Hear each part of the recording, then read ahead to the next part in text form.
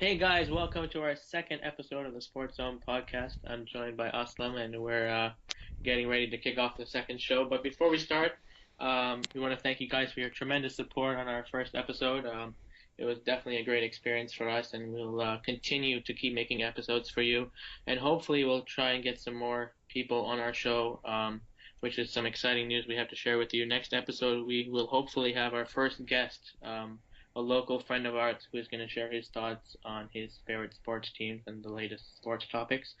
But before we start, I did mention that if you retweeted either Ustam or my tweet, we were going to give you a shout out. So shout out to my boy Sanjar. You can follow him at Sanjar Amar. He's a really big Raptors fan. He loves the We the North campaign. He's a great guy, so make sure you follow him. He tweets quite regularly on the Raptors. So thanks for the shout out, Sandra. And we're also we want to thank you for your comments. It really means a lot. We're always looking for ways to improve. Obviously, it was only our first episode, but one of the comments that came in was to shout out to Jack Zhao. Make sure you follow him too. One of the comments was to provide an agenda for our episodes. So just a little bit of rundown what we're going to be doing this episode. We're going to start off with the Blue Jays. I'm going to share my thoughts on the Blue Jays, and then Aslam is going to share his thoughts on the latest news in hockey. And then we're going to talk about some soccer with Champions League quarterfinals coming up. And then we're going to talk some basketball, and we're going to end with our fan question. So, Aslam, do you have anything to say? Oh man, I'm good. I guess we should start talking about baseball. Today I read a report that the baseball MLB franchise teams they're increasing in value a lot. So I guess a ton of people are watching baseball. It's still a really popular sport. I'm pumped for the Blue Jays season to begin. It's less than 3 weeks away. What can you tell me about spring training? Um, are we gonna get over Stroman? How's the surgery doing? And just give me your baseball thoughts. So yeah, the Blue Jays are just, slowly getting over Marcus Stroman's loss. You know how big of a loss it was, but I think that there's still a lot of optimism in the clubhouse, and I think that fans, it seems like a lot of fans, some will tell you, I guess, that their Blue Jays like it's over, but I mean, most of the fans also seem to be persevering and hoping for the best. And I mean, the Blue Jays roster has showed signs of hope. If you look at Aaron Sanchez, he's continuing to make his case, and I think he's proven. And if I'm not mistaken, John Gibbons has confirmed that he will be in the starting rotation come opening week. Daniel Norris obviously pitched today. He was lights out, and I can definitely see him on the roster, whether that's in the starting rotation or in the bullpen. And then we've seen a lot of young, talented pitchers in the Blue Jays system. Robert Miguel Castro, he's been really awesome. He's been lights out to watch. Whether he gets a chance to be in the bullpen, that's yet to be determined. He's very young. He hasn't really pitched higher than I believe single A. So I mean, yeah, he could help the bullpen, but that's to be seen. Another guy to watch is Devon Travis. If you didn't know, he was acquired in the trade with Anthony Ghost with the Detroit Tigers this offseason. He's the second baseman, and the Jays have had second baseman problems. His bat has definitely come around this spring. He's really shown that he can hit the ball. The defense is definitely there. Meiser Sturis did go down with an injury. Nothing too serious, nothing to worry about. But Devon Travis might get a chance at the starting Mhm. rotation. That'll be interesting. And then some injury updates for you. Michael Saunders and Edwin Encarnacion are just trying to get back into the swing of things. Obviously, the Blue Jays would love to have them both come opening week. I think that should be fine. Maybe Michael Saunders will take a little bit longer, but that they would love to have in left field. Kevin Pillar, he had an oblique strain because he was sneezing, and yeah, I don't even want to go there, but he should be fine. He should be bounced back. And then I guess another thing to watch is Russell Martin's development with the knuckleball. It's hard to say, to be honest. I do think that he's been able to manage it, but at the end of the day, I know fans might not want Josh Tolley on the bench, but if that's going to help us prevent good pass balls and prevent a few runs here and there, I think the Jays shouldn't be too quick to say no to Josh Tolley. I mean, we know that JP and Sabia tried last opening day and it was quite awful. I mean, but I guess there's still a couple more weeks, so we'll see how it goes. And I think that the Jays have a lot to prove. Oh, yeah, that sounds great, man. So, if I was playing fantasy baseball, and fantasy baseball is an extremely popular fantasy game here in Canada and the United States, depth is an extremely important thing. If you could tell me some buy low candidates that may end up paying off in fantasy pools. Well, there's a lot of names I could go on for a long time. Some of the names I would point out to you would be Dylan Betances. He's on the New York Yankees. He came up last year and he was lights out of the bullpen, similar to what Aaron Sanchez was doing. He, as of right now, I believe might have the odd to get the closing position for the Yankees, even though they did sign Andrew Miller this offseason. Regardless whether he's a closer or not, this guy can pitch really well. And that's a reoccurring theme with fantasy baseball. There's a lot of pitchers Mm-hmm. who have a chance to really make a big impact on their ball club, whether that's now or in the future. Obviously, you guys must know. You may or may not know Noah Syndergaard from the Miami Marlins trade. He's been he's really been hyped up, and he's hasn't got his chance yet, but it's definitely coming soon. He is supposed to be a really important part of the Mets rotation in the near future. Some other players, Tajon Walker from the Seattle Mariners. He had a little bit of a glimpse of playing time in the rotation for the Mariners last year. He hasn't really had that really chance to go ahead and make a name for himself, but I think this year could be the year, so he would be someone to stash in your lineup. Kevin Gausman, similar with the Baltimore Orioles, he could be someone to watch. Some other players include George Springer, who had his rookie campaign last year with the Astros. He definitely can hit the ball really well, and he'll be a threat in their lineup. Not sure how threatful it'll be, but yeah.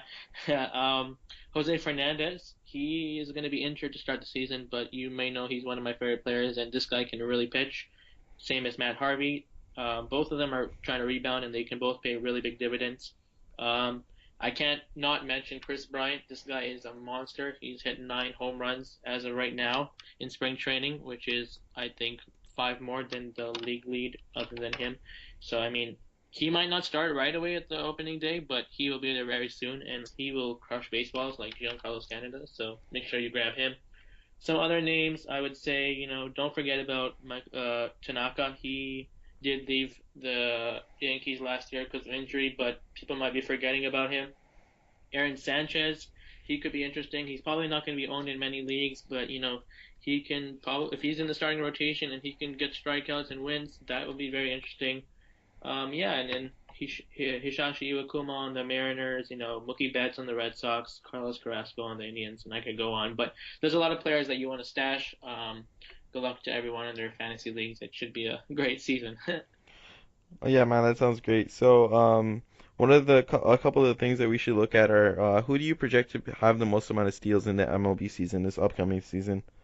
So last year, if you did not know, D. Gordon was an absolute monster when it came to steals. I'm not sure of the exact number, but I believe he hit over 60 steals. He will probably be on the list of top steals if you're looking at fantasy or not. And then Billy Hamilton, who was a big top prospect for the Reds. He didn't get on base enough to really get many steals. He did hit around 45, I believe. If he can get on base more, he can definitely be a threat.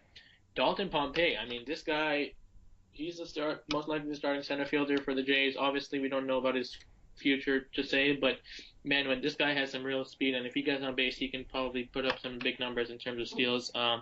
Jose Altuve, he can steal quite a bit, and then there's other guys. I mean, Jacoby Ellsbury and Jose Reyes. I mean, a couple of years ago they were stealing a lot. They kind of slowed down, but I wouldn't forget about those guys either. Yeah, man, that sounds great. How about home runs? Home runs? Oh well, we all love the long ball. Yeah. Giancarlo Stanton crushes baseballs as I just mentioned. He will still be on that list for sure. He's going to be on the top of the list.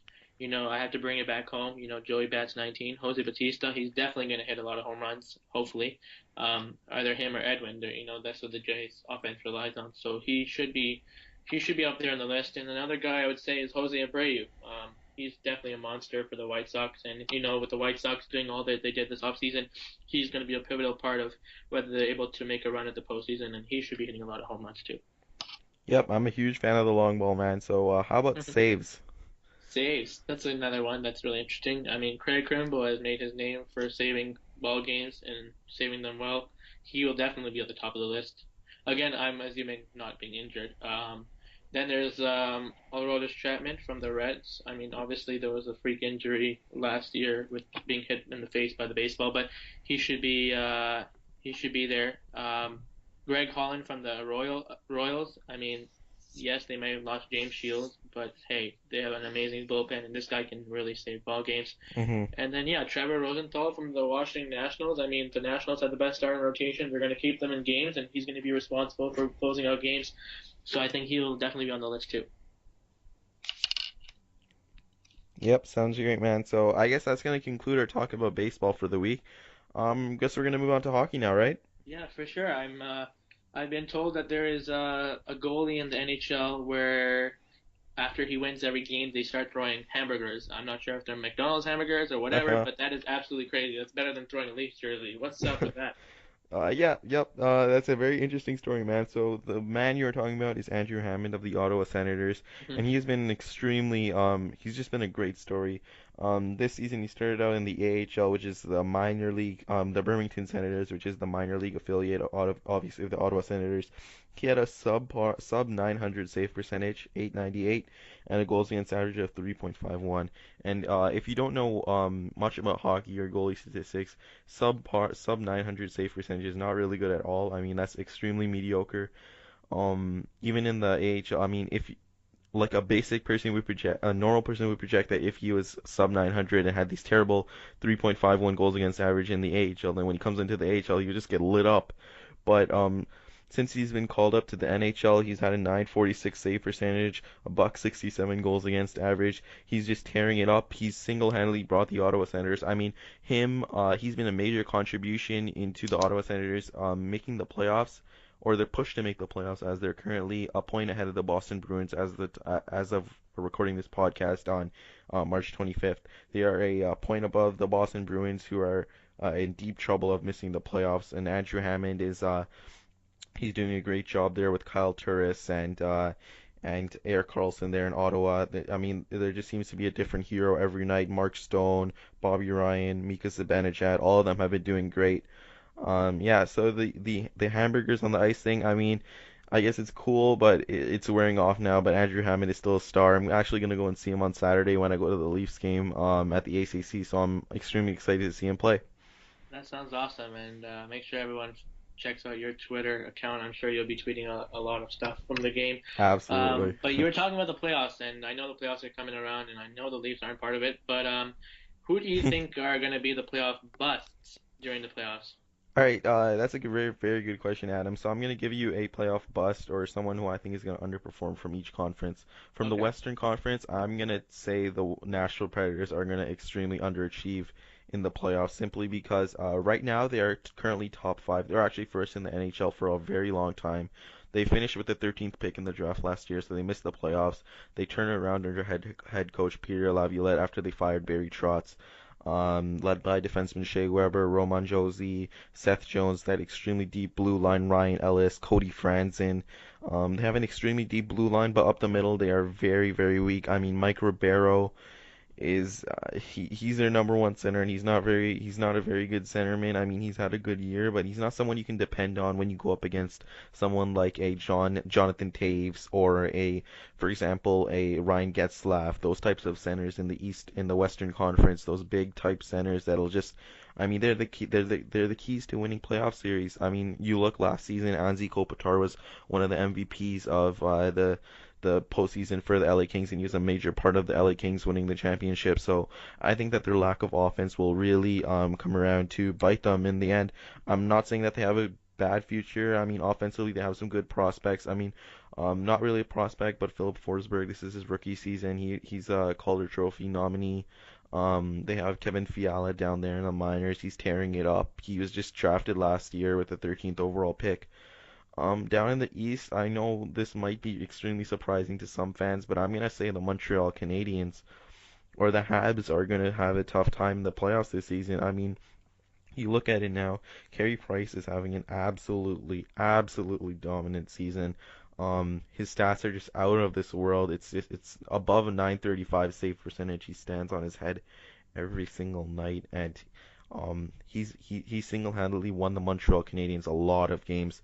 Whenever I watch the Montreal Canadiens, they're constantly outshot, not generally outplayed, just outshot, outchanced. Their depth on the wings is extremely poor. I know they have Max Pacioretty there on the left wing, big power forward, American sniper there. They have P.A. Parento. Alex Galchenyuk is playing the wing. Lars Eller is playing the wing because Delarose is at the center position. But I don't know, man. I'm not really convinced of their offense. Their defense is very good. They play a very structured defensive system, but I would not be surprised to see them go down against the New York Rangers, who I think have the best defensive core in the NHL with Ryan McDonough, Dan Girardi, Mark Stahl, Keith Yandel, Kevin Klein. And then they also have the speed of Chris Kreider. Rick Nash is a 40-goal scorer again. Derek Stepan, Derek Brassard. Um, yeah, the Rangers, and then the you talk about the Tampa Bay Lightning, extremely deep team. Vladislav Nemesnikov, Steven Stamkos, Nikita Kucherov is just 27 goals. Jonathan Drouin, Andrej Palat, Tyler Johnson, and then on the blue line you got Victor Hedman, Braden Coburn, Anton Straw. I mean, it's just Ben Bishop in net. If he didn't get injured last year in the playoffs, and they didn't have to start Andre Lindback, uh, um, against the Montreal Canadiens. They didn't start Lindback then. They would have been it would have been a much closer series than a clean sweep by the Montreal Canadiens. So I'm just not convinced about their offense at this point. I just wanted to make sure you're not saying Montreal because they're like a Leafs rival, right? Oh no, nope, no bias there. Well, no episode would be complete without not talking about the Leafs. So, I Nope. mean, about the Leafs, I mean, there's not much to talk about. But one question I have for you is, do you have any idea who the Leafs might consider hiring for their head coach position next season? Yes, I do. So there have been a couple candidates there that reports have been out there that the Leafs are interested in hiring. Brendan Shanahan, the president of the Toronto Maple Leafs, has a connection to head coach of the current San Jose Sharks, Todd McClellan. The San Jose Sharks extremely disappointing this season. They moved Brent Burns back to right defense and Vlasic there on the point, but the team has just underperformed this season. They're looking as if they're going to miss the playoffs.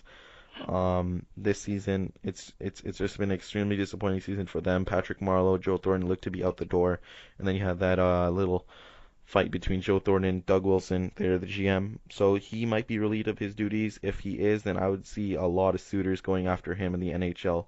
Todd McLellan is an extremely good coach. You have Dale Hunter, Mark Hunter, obviously director of player personnel, I believe, for the Toronto Maple Leafs. There's a connection there. He's another Hunter guy from London, Ontario.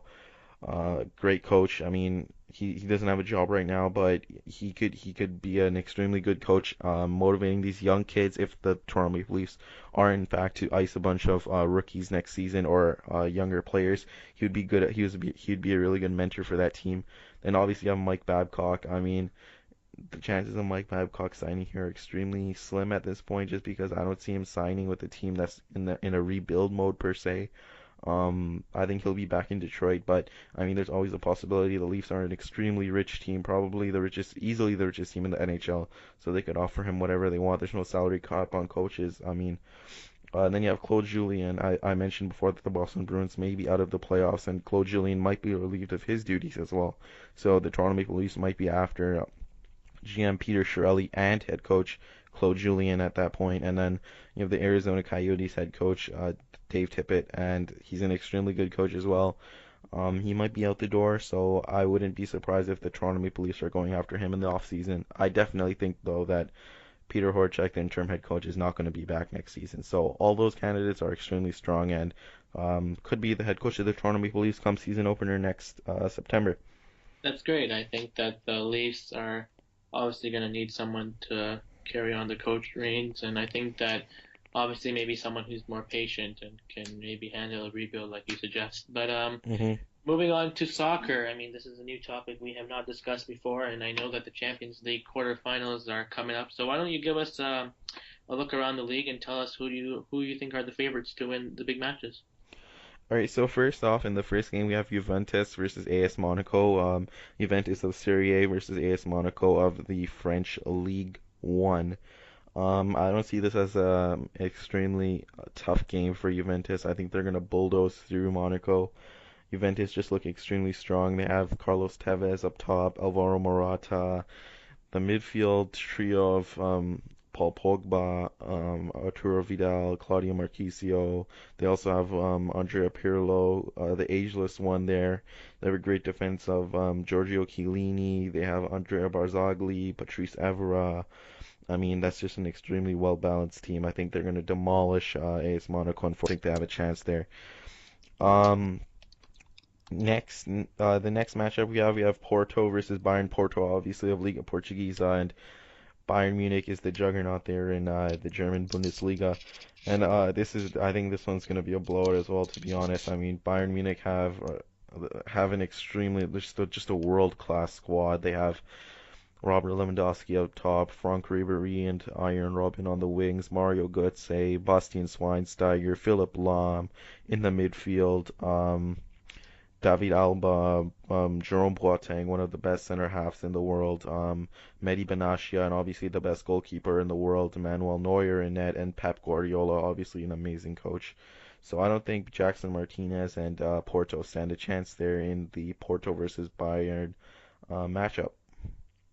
That's yeah. I mean, maybe some matches that might not be blowouts like you suggest. How about the Real Madrid versus Atletico Madrid game? This is an extremely interesting fixture just because this was the Champions League final last season, and obviously Real Madrid won in the end. Real Madrid are in extremely poor form right now. I mean, you saw on El Clasico on the weekend, the biggest sporting event, arguably the biggest sporting event in the world, El Clasico between Barcelona and Real Madrid. Real Madrid ended up losing 2-1. Hmm. Gareth Bale, who's an extremely important player for Real Madrid, along with Cristiano Ronaldo, but Gareth Bale is in extremely poor form right now. He hasn't hit the net much this season after winning the Copa del Rey last season, and there have been videos surfaced of fans attacking Gareth Bale's car as he was exiting the Bernabeu, or the stadium last game against FC Barcelona. So I think they're on extremely poor form, but then Atletico Madrid, I mean, they have Diego Simeone. I trust his tactics. He's a really good tactician there. Very good coach. I mean, this could go either way, but I'm predicting Real Madrid will pull through and Carlo Ancelotti will motivate his men to put out a good performance. That's cool. And moving on, I don't really watch soccer much, but when I do, I really enjoy watching FC Barcelona and the the, Hmm. the players that they have with Neymar and Messi and Messi, yeah, Suarez, I guess. And yeah, absolutely. so, who do you think they're gonna? I mean, they're facing PSG this weekend, and obviously Zlatan Ibrahimovic. But that Or should be a good April game. But 14th, actually. yeah, sorry. No problem. But who do you think's gonna win that game? Well, this is also an extremely interesting fixture. You have the money of Paris Saint-Germain in League One versus the class of Barcelona. Barcelona play they moved away from that tiki-taka style football under Pep Guardiola that they play the short passes. Xavi is not an extremely prominent starting 11 player anymore in the central midfield of Barcelona. They're moving towards the Rakitic, the Iniesta, the Mascherano, Busquets type midfield with the trio of MSN up top, Messi, Suarez, Neymar, and they are just clicking right now on absolutely amazing form. We saw them rip Manchester City apart in the last leg of the Champions League. Then we saw them win against Real Madrid on the weekend in El Clasico. I mean, I don't think that they are going to. I don't see them slowing down. I see them putting up a huge fight against Paris Saint-Germain, obviously with Zlatan Ibrahimovic, Edison Cavani, Blaise Matuidi, Marco Verratti, I believe, is suspended for the first leg because he accumulated too many yellow cards. But I believe Barcelona are going to come out on top just by a little bit. PSG will put up a very good fight. I mean, they did against Chelsea there in the last leg when David Luiz scored the tying goal and then Thiago Silva eventually scoring the game winning goal. And yeah, I think it's going to be an amazing series to amazing matchup to watch, and I'm looking forward to it. But I think Barcelona are going to edge out PSG just by a little bit. That's great. From what you said, it seems like there's some really good games to watch Absolutely, yep. on April 14th and onwards, and I think that we'll probably get more updates in the episodes to come. But Hmm. moving on to the NBA, and I know the biggest news out of the NBA lately, obviously Steve Nash, Canada's very own, retiring. Um, Obviously, he was a very big figure in not only the NBA but Canada sports in general. And I ask you, where do you think he ranks in terms of top Canadian athletes? Well, obviously, Steve Nash has done just unthinkable things for Canadian basketball in Canada. I mean, or Canadian basketball. I don't know why I said Canadian basketball in Canada, but anyways, Anthony Bennett. You see, he was the first overall pick. Then Andrew Wiggins, another first overall pick. I mean, Canadians right now. I mean, this is the golden era of Canadian basketball right now. But I mean, there's just so many good Canadian athletes. I think the greatest Canadian athlete ever was actually Bobby Orr. Some people might debate me, Wayne Gretzky, but I think just Bobby Orr Interesting. for his time, he was just an amazing player. I mean, I watch highlights of Bobby Orr, and he's just incredible, just mind-blowing Canadian athlete. So I'd put him up top. I'd put definitely Wayne Gretzky second. I mean, he revolutionized the sport, even of hockey in the United States. Even when he went to California, Wayne Gretzky playing for the LA Kings. That's when we started seeing ice rinks being built in the California area, I mean the Los Angeles area, the birth of hockey in San Jose. A lot of Californian-born hockey players are now being drafted into the NHL, so that is a very big thing for hockey in the United States. And then I think Gordie Howe is up there. Obviously, he is a huge player for hockey in his era. He was a terrific player. Then I think someone a little bit off the board that many people might not remember, but Terry Fox, just a Canadian icon. I think he's up there in the top five. Then I believe Donovan Bailey is there. I mean, he's a sprinter. He was once the fastest man in the world without steroids. I mean, you just gotta respect that man. Canadian athlete, sprinter, definitely the fastest man in the world at one point. Then there's Lennox Lewis. He's obviously the boxer. I believe he was a world champion at one point. He's up there. These are all people I put above Steve Nash. Mark Messier, obviously one of the greatest leaders in all of professional sports when he played for the New York Rangers. Um, just a terrific leader. Just displays everything you want in a leader: charisma, poise, um, able to mentor young kids. Just an amazing person. Steve Yzerman, obviously the current GM of the Tampa Bay Lightning. He was an amazing player with the Detroit Red Wings. Spent his entire career there, and he had just terrific success, winning Stanley Cups there. And was a terrific two-way player. And then Georges St. Pierre, Mario Lemieux, and Maurice Richard are three more people I'd put above Steve Nash. And then I put Steve Nash right there. Georges St. Pierre, obviously, doing wonders for Canada in the UFC space. And then Mario Lemieux, I mean, his name speaks for himself. Mario Lemieux is a terrific hockey player. He was just amazing. And then Maurice Richard, terrific player himself. So I'd put Steve Nash below those guys, but not really a knock against him. Just, I mean, there's so many good Canadian athletes that have really represented Canada well in the sporting industry. A lot of the guys you mentioned didn't actually end up being in the NBA, and I think that stands out because, like you said earlier, I mean, in the NBA today, you have a big swing of players coming from Canada. You look at, Joel Anthony. I mean, obviously he's kind of old, and then you have Anthony Bennett, Tyler Ennis, Hmm. Corey Joseph from Pickering. Shout out to Pickering. Andrew Nicholson, Kelly Olynyk, Robert Zachary, Nick Stauskas, Tristan Thompson, and then, obviously the big guy, Andrew Wiggins. And do you ever think that he can, like, I mean, I'm not trying to compare him to Steve Nash or anything, but I Oh mean, no. he definitely, from what I mean, obviously what I've heard, Oh, but he has the what I've seen, I potential. mean, he definitely has potential to be on the top Hmm. of the list of Canadian basketball players. Am I right? Yeah, absolutely. You're 100% right. I mean, when I look at him, he's so good for his age. I have no doubt in my mind he'll be a great player, whether that be for the Timberwolves or the Raptors, as Masai Ujiri alluded to. But yeah, he's gonna be a terrific player in the future. I can't wait to see him develop as a Canadian player, and maybe Canada can become a force on the international stage in basketball.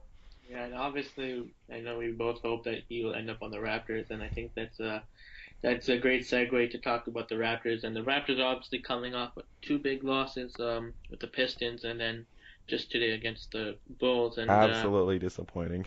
I mean, we can go on and talk about how disappointing the Raptors are and how they haven't really performed to expectations. And obviously, if fans listened to our first episode, they would hear our thoughts about the playoffs and so on. But Hmm. one thing I was thinking about, and I think that I would want to know what you would think about this. I think the Raptors compare very similar to the Washington Wizards, and what I mean by this is that the Raptors obviously have the backcourt of Lowry and DeRozan, and that compares really well to Bradley Beal and John Wall. And Mhm. then obviously they have a big center in Jonas Valanciunas and Mark. I guess Washington has Marcin Gortat. I don't know if that's the same comparable. But what I'm trying to say on here is that both very young teams, both similar structure in terms of their strengths. I mean, which team Mhm. do you think will move on in the playoffs? I mean, who will get further? Well, at this point, I would have to go with the Washington Wizards. From what I've seen from the Toronto Raptors over the last two games, I believe they're 0-10 versus in their last 10 games versus teams over 500. I just don't see Kyle Lowry and DeMar DeRozan going far in the playoffs, and it hurts for me to say that as a Toronto Raptors fan, but I just don't see it. There's too many questions at that three and that four position for me with Terrence Ross and Amir Johnson. Um, Terrence Ross, I mean. His defense is just bad, man. I mean, there's no other way to put it at this time. And I mean, Amir Johnson has taken a couple steps back. I look at John Wall and Bradley Beal, though, and I mean, those are two very good young players. John Wall, I'd just take any day over Kyle Lowry.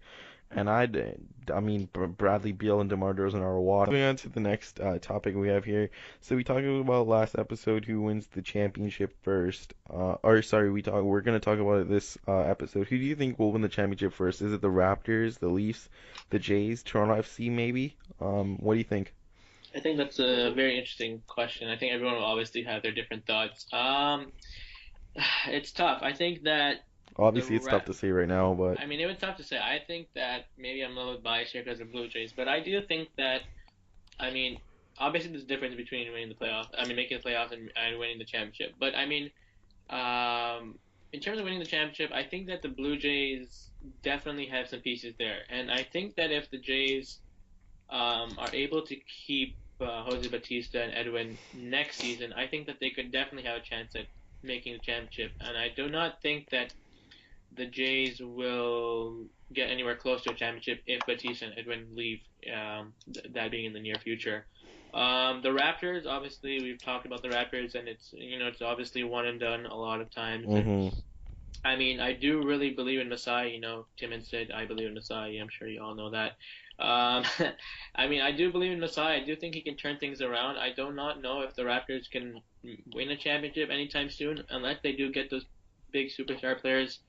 The Maple Leafs, I mean, you would know more about the Leafs, but from what I've heard you telling me is that a rebuild in a couple of years could really bring the Leafs back to life. And I think that if I had to put them in order, I'm obviously assuming that the Jays would have the pieces available. I would have to say the Jays would win first. hmm And again, obviously, Contingent on the. I am one of those fans who did not get to witness the glory days, and I'm really eager to witness those glory days. So maybe I'm just being really excited. hmm So I'll put the Jays first. I would probably put the Leafs second and the Raptors third, only because the Raptors. I mean, we've seen them this season, and if they don't improve, I do not see them really being a big threat at all. I mean, if they have to start again, they have to start again, but I don't know if they're going to be able to win a championship anytime soon. Yep, I agree with most of what you said, man, but I think that the order I would put it in is if Toronto FC are counted in this conversation, I think that they win the championship first, just because Michael Bradley, Sebastian Giovinco, Josie Altidore are an amazing trio to build your team around, three Hmm. designated players. But if not, talking about the three major sports in Toronto, obviously being the Toronto Maple Leafs, the Toronto Raptors, and the Blue Jays, I would put it as the Toronto Maple Leafs, the Blue Jays, and then the Raptors. We both had the Raptors last year, and we've talked about in length about how I don't have faith in the Raptors. I don't have faith in DeMar DeRozan or Kyle Lowry being a championship duo at this point. Um, yeah, I mean the Toronto Maple Leafs, it's all contingent upon this draft. I think is the key to the rebuild. Do you think I mean, it solely depends. Can we draft Dylan Strome, Noah Hannafin, or Mitch Marner at that 4-5 position where we're pegged to be finishing at? Hope we finish there, and I think that it all depends on that draft pick there. Dylan Strome can be a franchise center type player. I compare him to an Eric Stahl, John Tavares, Joel Thornton type player at his ceiling. And then obviously I think Phil Kessel's out the door. I mean, Darren Dreger said it on TSN radio. He's gonna be out the door. I think that there's just no way that he comes back next season. Then there's Dion Phaneuf. You'll get something back for him. I think JVR is also gone. Just maybe JVR is gone. I think he's gone, but some people say he's not gone. He's young enough. He's 25, turning 20, 26 soon enough. Maybe Jonathan Bernier, we get something back for him. We'll definitely get something back for him, whether the Leafs want to trade him or not.